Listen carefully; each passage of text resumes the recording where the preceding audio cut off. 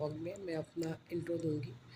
मेरा नाम अमृता राव है और मेरे चैनल का नाम दी पुच्चूज़ करके है। तो पुच्चू मेरे बेटे को हम लोग प्यार से बुलाते हैं पुच्चू कह के। वैसे तो उसका नाम उद्यन सिंह है। वो मेरे चैनल का जो पूरा डिटेल नीचे उसमें डाला है हम लोगों ने, मतलब उसमें दिए हैं हम उसका नाम। और पुकार का उसका एक और नाम है गौरांग, बट हम लोग प्यार से उसको पुच्चू कहते हैं।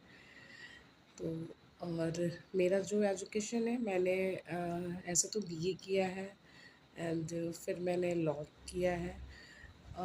और उसके बाद प्रिपरेशन में थी मैं, जुडिशरी की प्रिपरेशन भी की हूँ मैं। और ड्यूरिंग प्रिपरेशन मेरी शादी हो गई कोविड के टाइम। और उसके बाद से जो है मतलब आफ्टर मैरिज थोड़े से सिचुएशंस सही नहीं था, या यूँ कहूँ कि मैं प्रेग्नेंट हो गई थी, तो पढ़ाई से एक डिस्टेंस बन गया। तो फिर शादी के 2 ही महीने बाद मैं प्रेग्नेंट हो गई थी।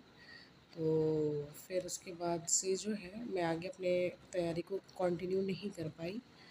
तो उसी में थोड़ा बहुत चलता था। प्रॉपर जो मेरा कोचिंग था वो छूट गया था। ऑनलाइन कुछ दिनों तक मुझे मिला, मतलब जहाँ तक मुझे याद है मैंने अपने डिलीवरी के टाइम तक जो है अपनी कोचिंग को कंटिन्यू रखा ऑनलाइन।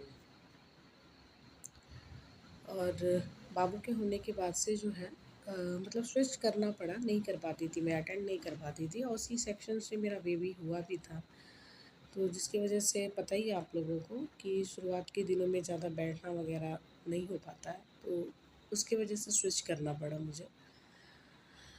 और फिर जो है उसके बाद से फिर वही अपने लाइफ में मैं बिज़ी रही। मतलब 2 ढाई साल तक पढ़ाई से मेरी कम्प्लीटली एक डिस्टेंस बन चुकी थी। ऐसा लग रहा था कि अब बस यही लाइफ है।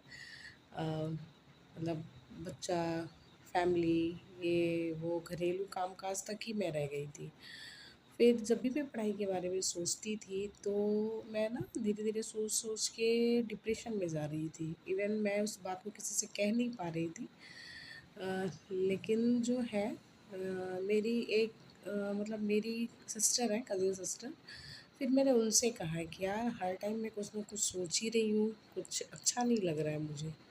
तो उन्होंने मुझे सजेस्ट भी किया कि अभी तुमको तुम्हारे रूटीन में था ना स्टडी, तो अभी वो चीज़ छूट गई है, तो इसकी वजह से तुमको ऐसा लग रहा है कि लाइफ रुक गई है। और मतलब उन लोगों को नहीं प्रॉब्लम होती है जिनको मतलब सिर्फ इतना ही करना है कि हाँ यार शादी हो गई तो अब बस घर, फैमिली, बच्चा, यही मेरी लाइफ है। इवन लाइफ होती भी है वो, और ये भी लाइफ का एक इम्पॉर्टेंट पार्ट है और होना भी चाहिए सबका।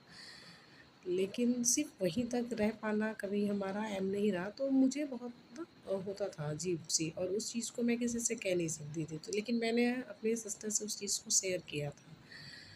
और कभी कई कई बार होता था कि जनरली मेरे हस्बैंड से कभी मेरी लड़ाई नहीं होती है, लेकिन उस बात पे ना हो जाती थी कि आपकी वजह से मैं क्या करती, क्या कर सकती थी मैं, अभी मैं कुछ भी नहीं कर पा रही हूँ, ये वो अक्सर हो जाता था हम पति-पत्नी में। फिर जो है लेकिन उनको भी लगता था कि अरे मतलब डिलीवरी के बाद हार्मोनल चेंजेस होते हैं, तो ये सारी चीज़ें ऐसे कह रही हैं।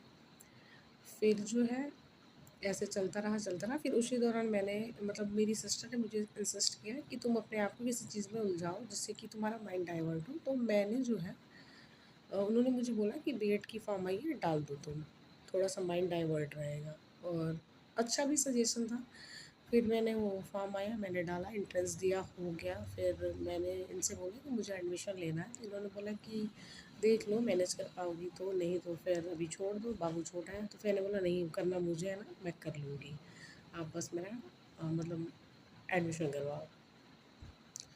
तो वही फिर मेरा एडमिशन हुआ, फिर उस दौरान मैंने बीएड कर लिया और सच में भई हो गया। ऐसा नहीं है कि नहीं हो पाया, आदमी अगर सोचे तो बहुत कुछ कर सकता है।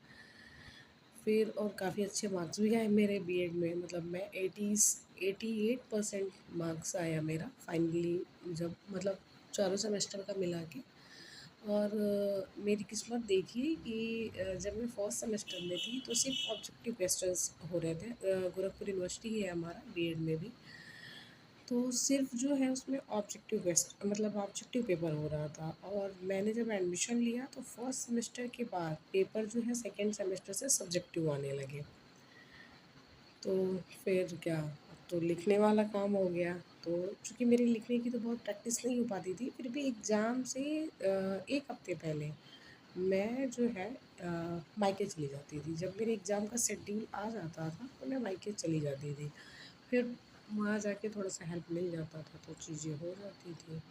तो ऐसे-तैसे करके मैनेज हो गया, मतलब भगवान की कृपा से अच्छा निकल गया मेरा। फिर जो है इसके आगे की कहानी मैं आप लोगों को बाद में बताऊँगी। Bye bye.